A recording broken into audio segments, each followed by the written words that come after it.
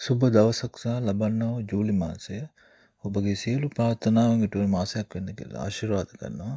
ඒ වගේම විශ්ව මාතාවගේ බලයෙන් යහපත් දේවල් පමණක් සිදුවන මාසයක් බවට පත් වෙන්න කියලා ආශිර්වාද කරනවා. ඉතින් මේ චන්ද්‍රයාගේ ආධිපත්‍ය යටතේ තමයි මේ කටක ලග්නේ පවතින්නේ. මේ නිසා චිත්ත වේග මේ ජූලි මාසයේ කටක ලග්න හිමියන් පෞල් ආරක්ෂාව හා ගෘහස්ත ජීවිතය පිළිබඳ වැඩි අවධානයක් දෙන්න ඕනේ. විශේෂයෙන් පෞල් ජීවිතේ ටිකක් කලබලකාරී වෙන්න පුළුවන්. ගොඩා ප්‍රශ්න ඇති වෙන්න පුළුවන්.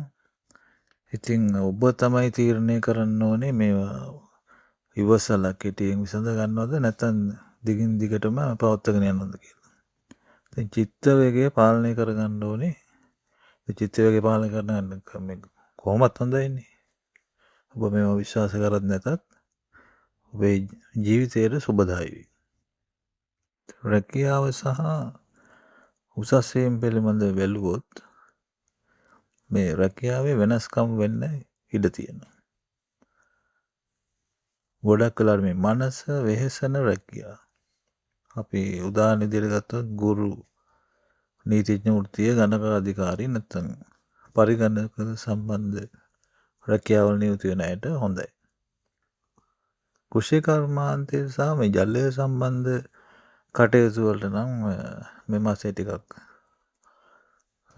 හොඳයි කියලා කියන්න නම් බෑ.